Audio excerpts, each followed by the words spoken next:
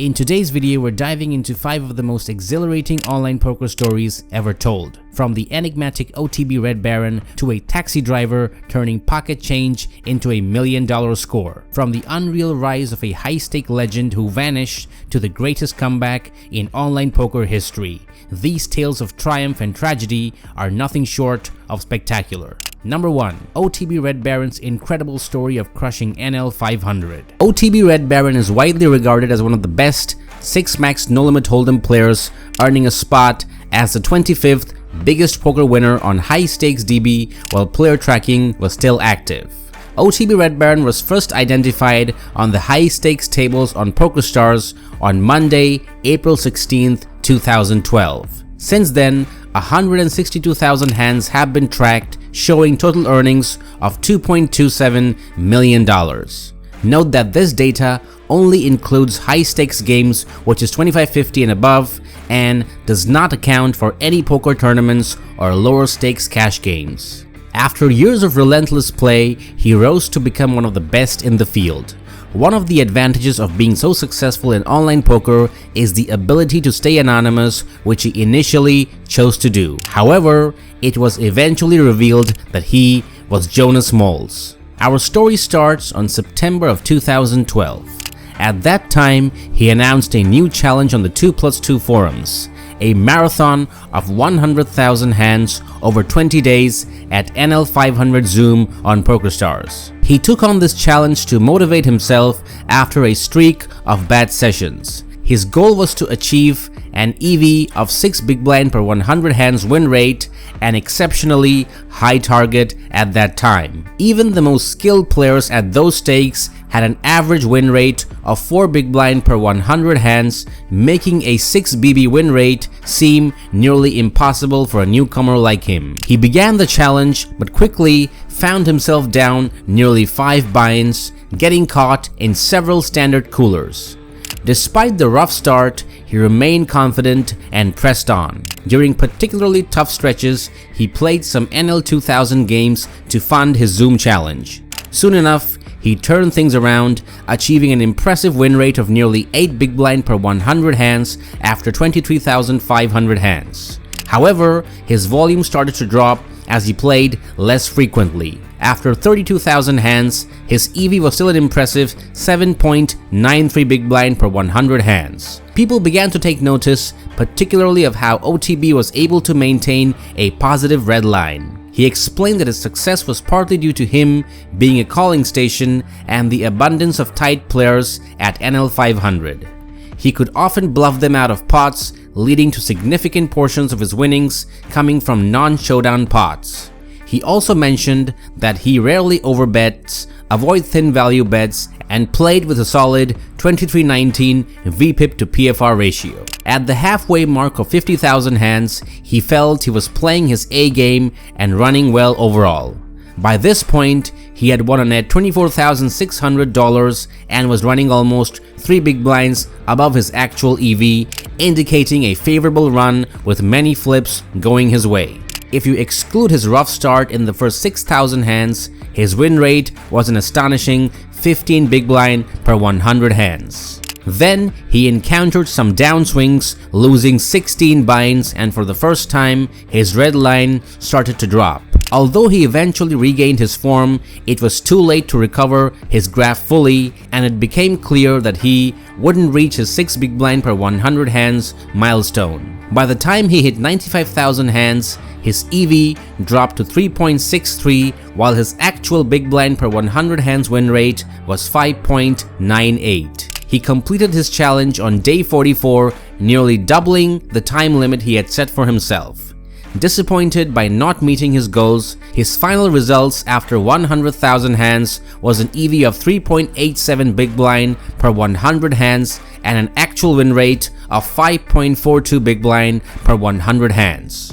Despite the setbacks, he ended his challenge with a profit of $33,000, with nearly $5,000 coming from rakeback. He decided to redo his challenge with a more realistic goal, this time playing 125,000 hands of NL500 Zoom with a target EV of 5 big blind per 100 hands, giving himself 36 days to complete it. The first 3 days of the new challenge went well.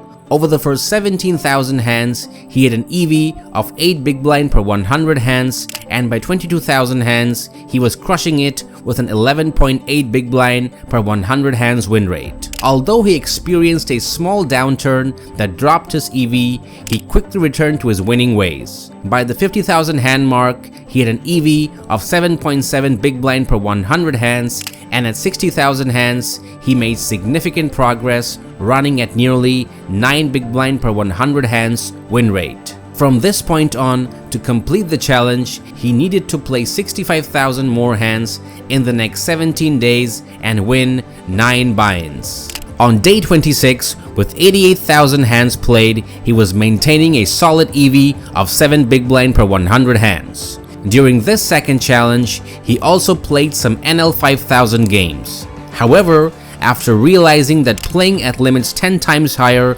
made the money at NL500 feel insignificant, he decided to stop playing NL5000 until he finished the challenge to prevent himself from spewing. At the 95,000 hand mark, he had won over 100 buy-ins and was running at an impressive 8 big blind per 100 hands win rate. On day 35, he finally completed and won the challenge with a combined win rate across all stakes of 7 EV/BB per 100 hands and a 9.1 big blind per 100 hands win rate. It's worth noting that about 20% of these hands he played during this period were at other stakes, but he grouped themselves together since the majority of the volume was at NL500. He earned an incredible $160,000, with $35,000 of that profit coming from NL500. At the end of this challenge, he felt he had achieved what he had set out to do. After the intense month, his name appeared among the top earners in online poker for November of 2012. Following this, OTB Red Baron significantly reduced his presence on internet forums and became less frequent in sharing his results. Instead, he focused on high-stakes play and later released his graph detailing 400,000 Zoom hands. He also secured 2 W Coupe titles, winning $230,000 in the Super High Roller Heads-Up tournament. Aside from a brief 6-month stint in live poker where Jonas Moles cashed for approximately $50,000, the Belgian Red Baron has dedicated his career almost entirely playing No Limit Hold'em online. Number 2. The greatest comeback in online poker history. Poker in general is not known for epic comeback stories like football, basketball, or baseball. However, what Phil Galfond managed to accomplish in 2020 may have topped the charts, or at least be close to it. After comparing the odds in database with some of the biggest comebacks across every professional league, this is at the very least one of the most unlikely and greatest comebacks in poker and sports history.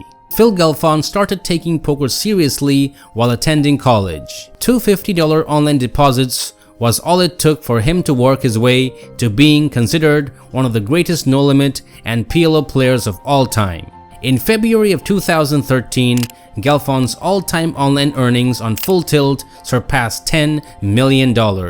A foundational part of his vision was making high-stakes poker battles public for everyone to witness again. Hence began the Galfond Challenge. Phil Galfond set up a series of high-stakes heads-up poker matches between himself and various challengers to be streamed live on Twitch. The first of these was a 25,000 hand PLO match against an online regular known as Venividi. Whichever player was profitable over the course of 25,000 hands would be deemed the winner. To add to the intrigue, Phil and Venividi agreed to a side bet on top of the actual money won or lost. Phil risked 200,000 euros to Venividi's 100,000 euros that he would end up the profitable player. From a storytelling perspective, this match had it all.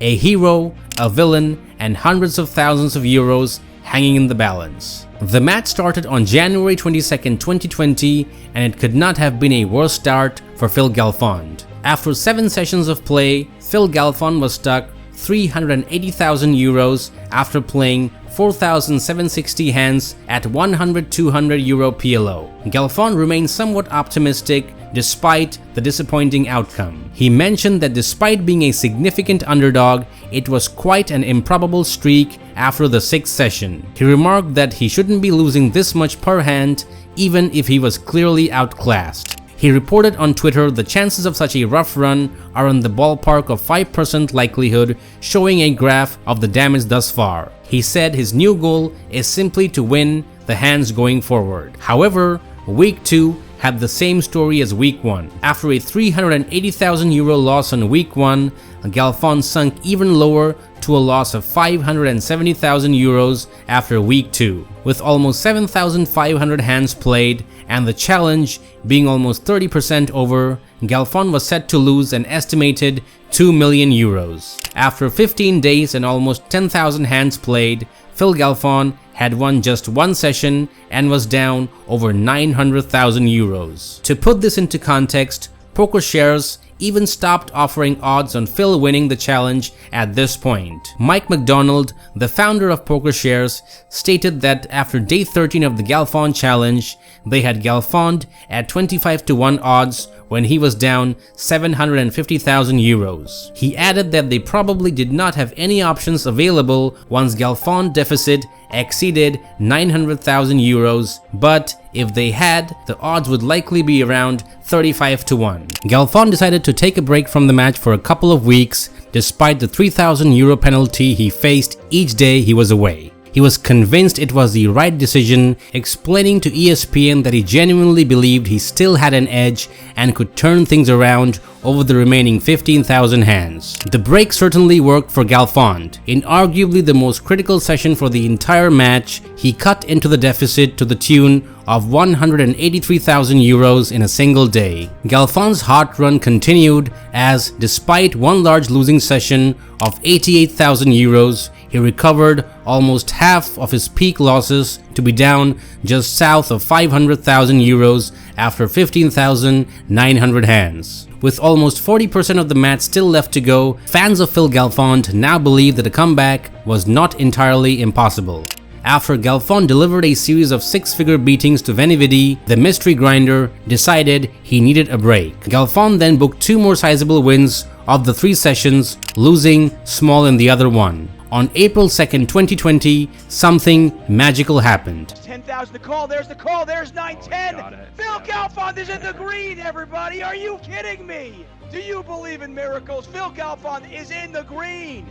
Phil Galfond recovered from the 900,000 euro deficit and was in the lead midway of what was looking like a monster session, but Venividi would ultimately rally and get back into the lead. They broke even over the next 2 sessions. With just 3,500 hands left for the challenge to end, only 2 binds separated Galfond from Venividi. Coming into the 39th and final session of the showdown, Galfond was down 8,170 euros with just 698 hands remaining. The 2 poker combatants kicked off on the morning of Sunday, April 12th. The 2 players had a complex metagame to consider, with the finite amount of hands to be played impacting their approach. Phil Galfond was able to take the lead early in the session but fell behind again midway through the day. There were multiple points in the final day's action that Venividi came within a few $1,000s of being able to mathematically secure a victory by folding every remaining hand. The 2 players took a short break with 243 hands remaining. At that time, Venividi held a lead of 31,000 euros, which was incredibly close to sealing the deal, as a 36,450 euro advantage at that point would make it possible to fold to victory. Venividi appeared to adopt a defensive strategy as the end of the challenge drew near, trying to protect the lead with the end in sight. The shift in approach for the normal aggressive player opened the door for Galfond to methodically claw his way back into contention. By the time the 2 players took a short break with just 97 hands remaining, Galfond was only down 6,300 euros. Play resumed with just 1 table in action as opposed to the typical 2, a shift that was agreed upon ahead of time by the competitors for the final 100 hands or so. In the first 24 hands of the single table action, Galfond was able to string together a few hands, winning enough pots to make a slight lead before the decisive hand of the challenge was dealt. The 24,927th hand of the challenge began with Galfond raising to 600 euros, holding Queen 10-10-8 and flopped to max wrap with an open-ended straight flush draw on Jack 9-4. Galfond bet the pot for $1,200 and Venividi called. With the pot now at 3,600 euros, the turn 4 of diamonds gave him the weak flush draw on a paired board. Galfond wagered half pot of 1,800 euros and was called, but the river 10 was gin as it gave Galfond a full house and he smashed the pot button once again, this time for 7,200 euros. Yeah, I was gonna say, if Benny calls this in his... He calls. There's the call. Oh! Bill's got... Oh my God! Oh my God! River's the full house. That might be it, ladies and gentlemen. That might have been the hand. And with that pot, Galfond took a lead of more than 12,300 euros and was able to run to his victory by folding each and every hand for the remainder of the challenge. It is over. Phil Is it comes confirmed? back, rises from the ashes, was dead. People said he was washed out. They said he was done. They said he should retire. He came back from being down 900,000 euros and wins it at the 0 hour here on Easter Sunday. Venividi won the last 73 hands, but ultimately ended up losing by just over 7 big blinds after 25,000 hands played. When asked about his performance on day 39 and whether he bought his A game, Galfond indicated that he rated his play as B+. A maximum buy-in in this game was 20,000 euros and Galfond was down over 45 buy-ins, about 40% of the way through the competition. To complete the comeback just minutes before the end of the month-long match on the final day was about as dramatic as poker can get.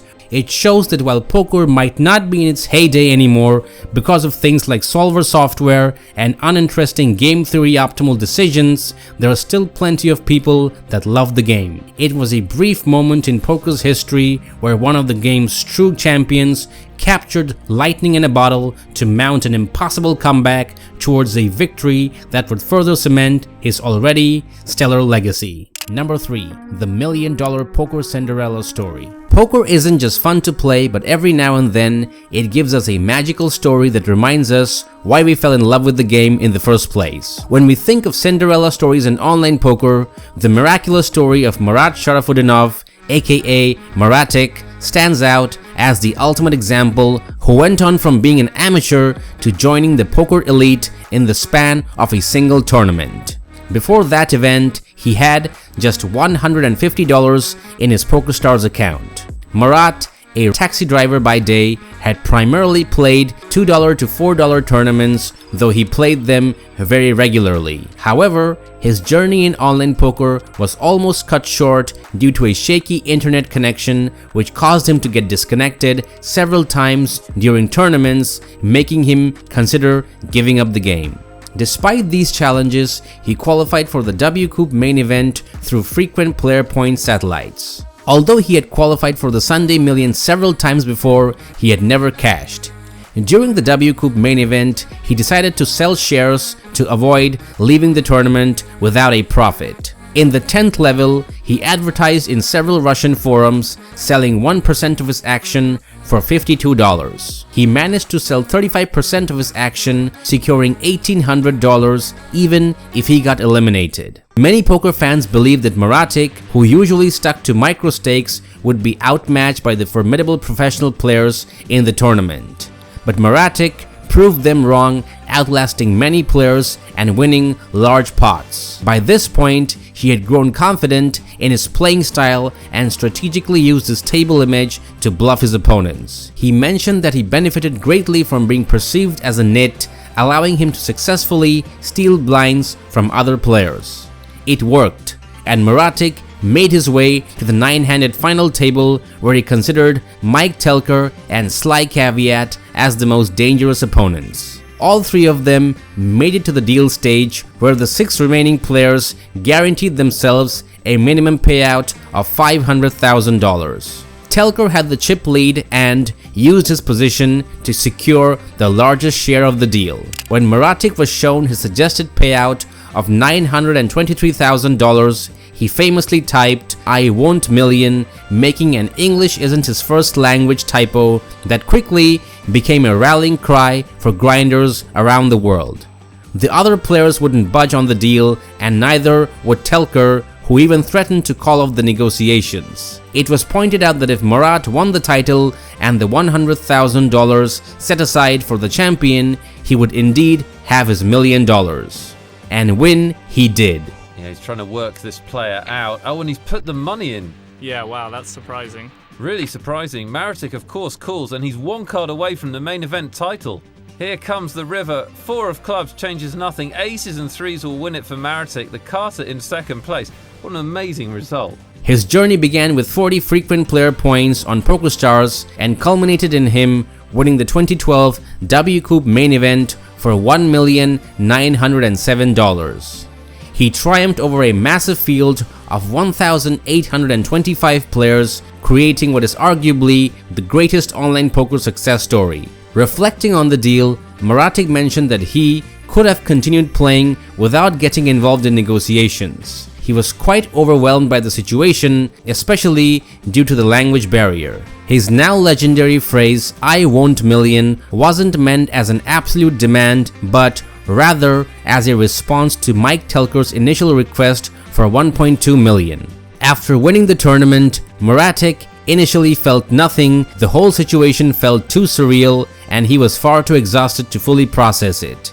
To safeguard his winnings, he immediately locked himself out of all higher stakes on Pokerstars to avoid the temptation of losing his money.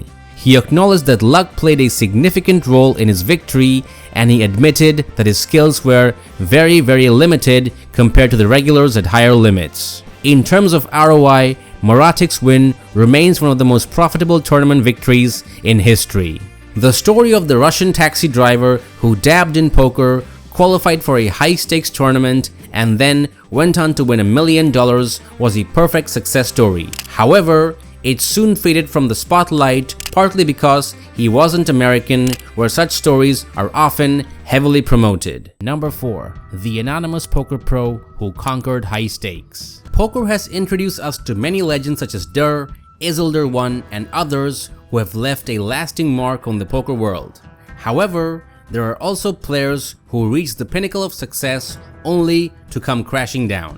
One such story is that of the German player Julius Fleischer, also known as I Hate Juice and Kagome. Specializing in fixed limit games, Julius once dominated the high stakes fixed limit tables on Full Tilt Poker before his dramatic fall from prominence. Until 2014, no one knew the identity of the player who went by the name Hasu to maintain anonymity. He claimed to have started playing poker around 2007 when he was just 16 years old.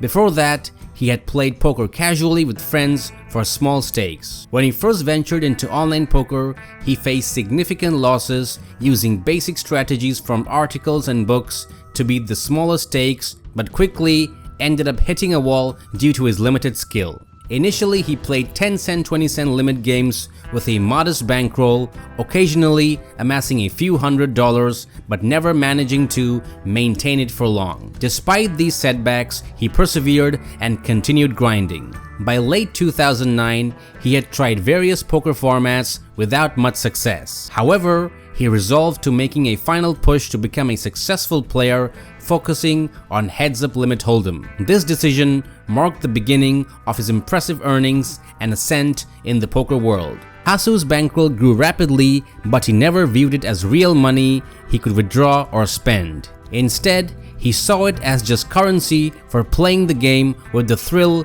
coming from playing stakes he was barely rolled for. This risky approach, characteristic of a bad poker player, often left him with only a few $1,000s in his account during intense heads-up sessions. But he was fortunate that every major downswing was followed by a substantial upswing. By the end of 2009, Hasu had climbed up to 200-400 fixed limit games and had built a $100,000 bankroll. His first notable game against a famous pro was against Tom Dwan, who was focusing on fixed limit games at the time and had already incurred some losses. Initially nervous about playing with Dwan, Hasu's confidence grew over time. Although he did not play against Dwan extensively and his profits were modest, the experience solidified his passion for fixed limit. At that time, there was a big hype around Phil Ivey in the German poker community, and he was basically considered the final boss in fixed limit. A year prior, Ivey had won over $2 million from Haas TBF, one of the top fixed limit players. Motivated by the desire to set ambitious goals, Hasu aimed to challenge Ivey and gain an edge over him. By the spring of 2010, Hasu was grinding at 2,000-4,000 limit hold'em stakes, competing against the world's best players. He had some notable battles with Phil Ivey, but found Patrick Antonius to be his toughest opponent. While Hasu respected Ivey's skill, he found playing against him less enjoyable. Ivey typically played only one table at a time and would quickly leave if he lost a buy-in.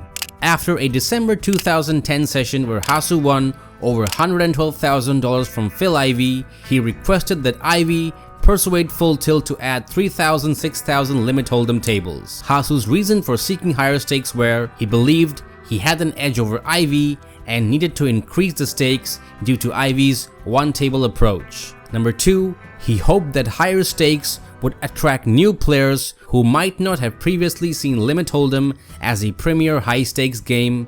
And lastly, he was driven by the thrill of playing at even higher stakes. Interestingly, Full Tilt Poker agreed to Hasu's request and introduced a 3,000-6,000 limit hold'em table, which was the highest limit table at that time. Remarkably, the table was named I Hate Juice, a unique move as it was the first poker table named after a player. Following his $112,000 session, Hasu's bankroll had reached the $500,000 mark.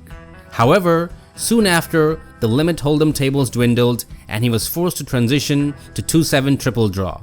Weirdly after that, Hasu was compelled by Full Tilt Poker to change his screen name as it was deemed provocatively ambiguous. While Hasu acknowledged that he deliberately chose a provocative name to tilt people, he was reluctant to change it, especially as he was aspiring for a professional contract and was about to lose the name he played under.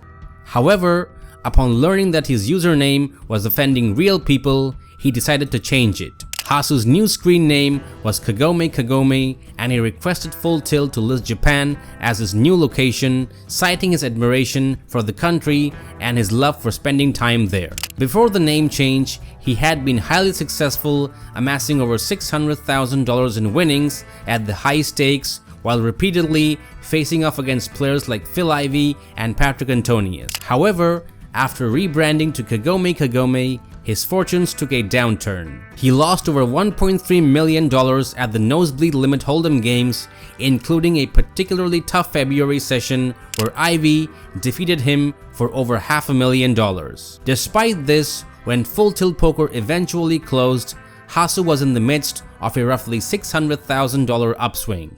Following Black Friday, he did not return to poker full-time.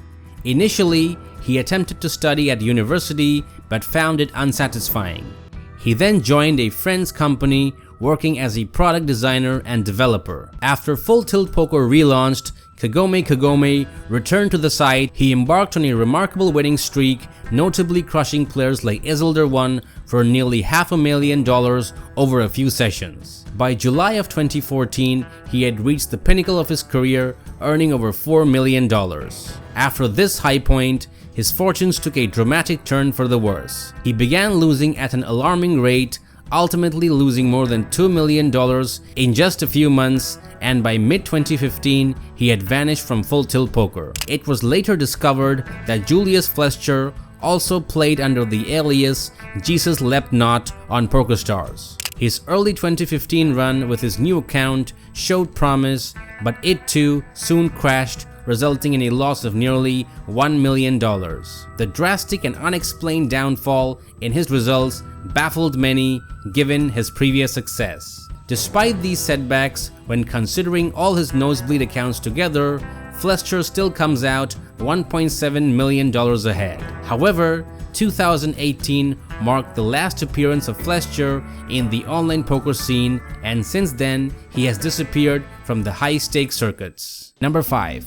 How an $11 poker tournament changed everything. Ever so often, a poker player emerges who is willing to disregard conventional bankroll management rules and risk it all for a chance at major success. One such player was XWINK, who experienced an extraordinary winning streak on Ultimate Bet in 2009, later known as XWINK on Full Tilt Poker. Before his remarkable run, the situation of XWINK was grim. After repeatedly depositing $500 into his account and consistently running bad, he was only left with $11. He decided to play a tournament with his last $11, planning to deposit again if he lost.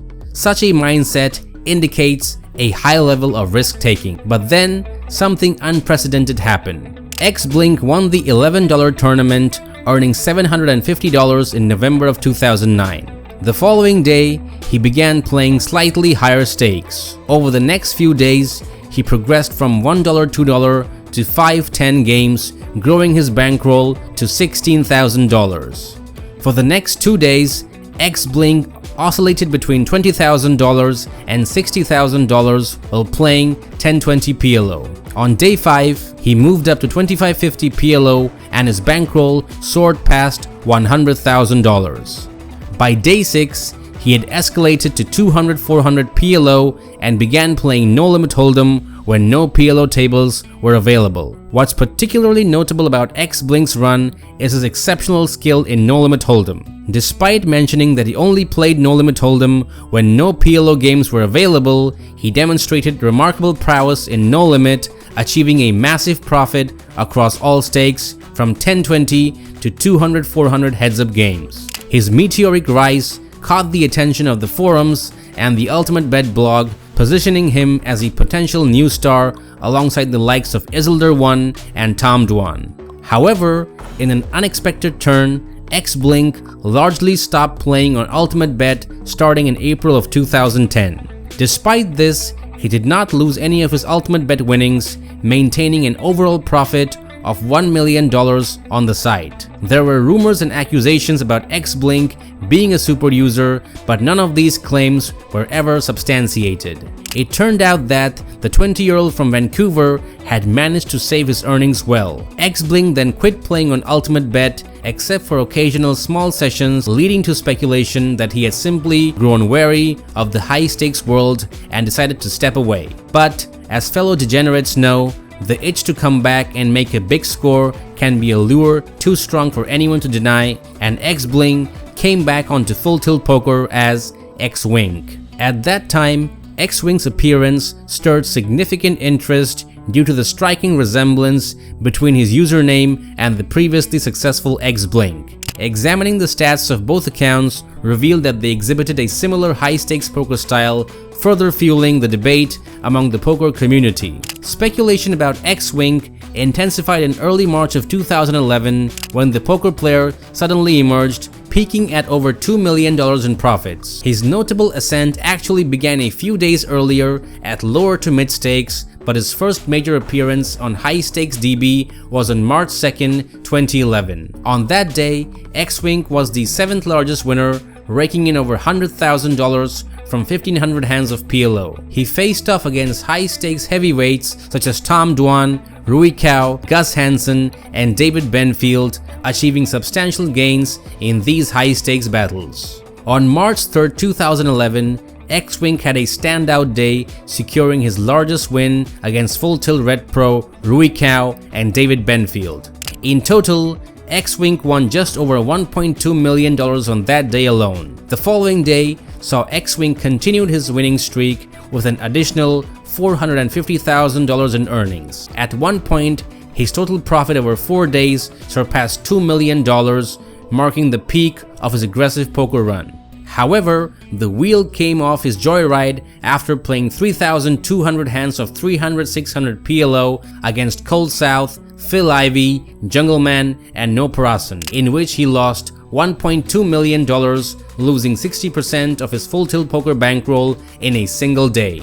Around this time, XWINK confirmed his identity as the same 20-year-old Canadian who had previously achieved significant success under the alias XBlink at Ultimate Bet. He revealed this information on his 2+2 account with the following cliff notes. A. $4,000 to $2 million in 4 days. Did this with my excellent bankroll management skill. B. Lose $1.2 million in 1 day. C.